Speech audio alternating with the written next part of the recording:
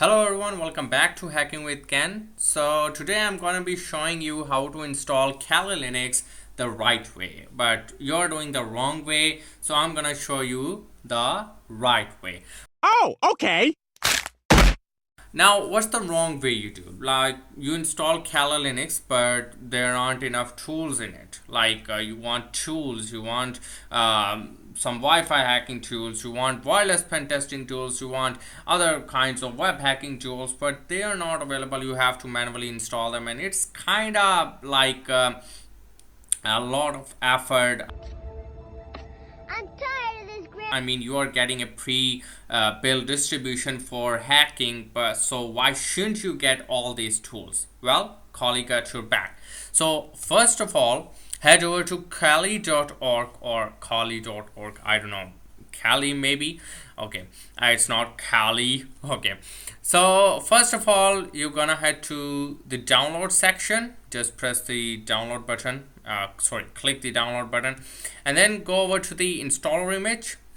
And when you are here, you're gonna see four installer images that you can download. Now first is the installer, which is the default installer that you download usually. Now this one is weekly, which sends out the weekly updates, and this is the net installer, which means all the packages, all the stuff will be downloaded from the internet during the installation. And this is Kali everything. Now this has all the tools, I mean not necessarily all the hacking tools, but like all the tools in Kali repository that you can download. They're already downloaded, they're already installed, they're already configured. Yeah, no shit, Sherlock. You just have to plug and play. So to download that, you have to have torrent application. You're just gonna download a torrent file. First of all, a torrent file would be downloaded, and you can just open it in any torrent application you like. It can be a Qubit torrent or uTorrent or any other stuff. So you will double click that file, it will be open, then you select where to download, and the process will start. This image is around 13 gigabyte or 14 gigabyte. Nobody cares. I forgot about that, but we will be installing that. Now after that, I will be using VMware, not VirtualBox. So I will be showing those steps how to configure that on VMware. First of all, I will open my VMware workstation on Zorin OS. Yes, I use VMware on Zorin OS. Yes, Big whoop. Want to fight about it? yes, I use Linux as my main operating system, which is really cool. Okay, now head to the file and create a new virtual machine. Now when you are using VMware in Windows, the interface might be a little bit different. So I mean, you can just get it. First of all, click on the new virtual machine button, and it will say here you want it to typical or custom. For now, let's do typical. And after that, you have to select I will install the operating system later. There's a reason for that, I will explain later. Okay, now I will select Linux, and then I will select Debian 12.x 64-bit because Kali is based on Debian. There's not official like available here, so I will choose Debian. Now I'll click on next, and then I will decide where I want to save this machine. I will browse that. I will save it in my hard drive, which is here. I will create a folder named Kali and then open it. Now all the files of virtual machine will be created here. Now I will select the size. I will give it, let's say, around 70.00 gigabyte. So I guess that will be enough because we'll be installing a lot of different stuff too, so I'm making sure it will have enough space. So I'm giving it 70 gig. You can give it around 50 gig to 60 gig. Okay, now after that, I will click on customize hardware, and then I will increase the RAM. I will give it let's give it the 8 gig RAM. Okay, now after that, I will go here and in new CD DVD SATA. Now here we will give the ISO file of that Kali image we downloaded. Now here is the Kali image. I will just select it. It's already selected, and other configuration looks good. Network adapter should be NAT for now. We can change that later, and let's close it, and then let's finish it. Okay, now all the stuff will be, all the stuff related files will be created there on my hard drive. So let's just start this guest operating system. So I'm going to choose graphical install, but first of all I'm going to press Control and Alt together so I can go to the full screen. Here we are. I will click on continue. Yeah, okay, I'll click on continue again. Continue. Okay, now we have to give it the host name. Okay, now I will give it Mayhem. It's my favorite machine, Mayhem, and then I'll leave it empty. Then new full name for new user, I will leave it empty. Username, I will choose Kencypher, and I will choose a super secret password, which is also my Wi-Fi password, so you guys can see that, sorry.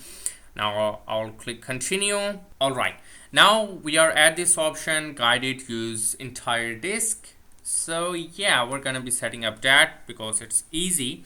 And this is our disk, 75.2 gigs. I remember we gave it 70, but how did it turn into 75? It's kind of a VMware logic. It just turns it into 75. If you give it 60, it will turn into 65 somehow. So yeah, that happens to me a lot. So I'll just click continue, and I will choose this, all files in one partitioning, and I will click continue, and there we are. Now it created the swap for 3 gig and 71 is my primary, which is good. I mean, swap is a little bit extra for 3 gigs, but we'll take it.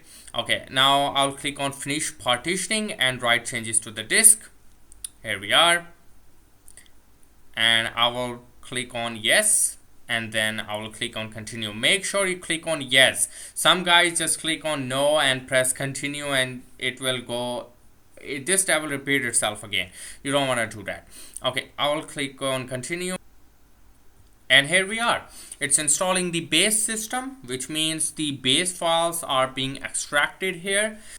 Alright, now the base system is installed. We have a few options here. It's asking us to select a desktop environment and a bunch of other options. These options you won't see in the 4 gig image if you download the default installer, but you will see that in the 14 gig installer, which I downloaded and which I highly recommend to all the users of Kali Linux. Now I'm gonna select all of these, so all the tools will be installed here. And for desktop environment, I think XFC will be much better choice because we don't want to overload stuff in there. But if you're installing on the main system, or if you want an environment that have some really nice look, you kind of want to go with Genome. So I want to choose the XFC because it's lightweight, so it won't hog the system. Alright, all these options are selected and XFC is selected, and let's go. I'll press continue. Now when I press continue, this process can take up much time, like an hour or maybe hour and a half. So don't worry about it. Let it install, let it through, because most of the softwares will be installing, so it can take up much of time, especially in virtual environment. Okay lads, now this is the final step. Now it's asking you to install grub loader on your primary drive. Just click on yes and click on continue, and then select your device, which will be /dev/SDA in most cases. I'm gonna press continue, and this is gonna take a couple of minutes, maybe 5 minutes or maybe 10 minutes, and it will install the grub. After that you will have finishing up the installation just like I have. Alright, now the installation is complete. It's time to press continue and boot into our new Kali system. Now let's go. Alright, now this is our login screen. I'm gonna log in with my username, which is Kencypher, and a super secure password. Alright, now we are into our Kali system. Now the display settings are a little off, we can set that later, but the Kali system is working fine. So yeah, there we are. Sorry, I just had a click issue here.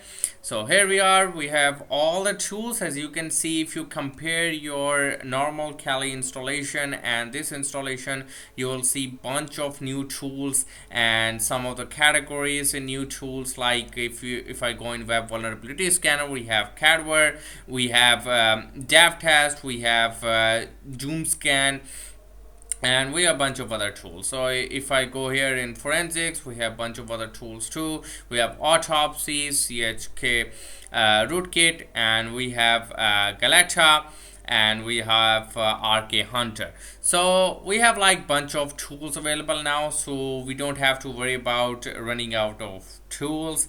So this is the right way to install Kali Linux with every hacking tool available. Thank you for watching.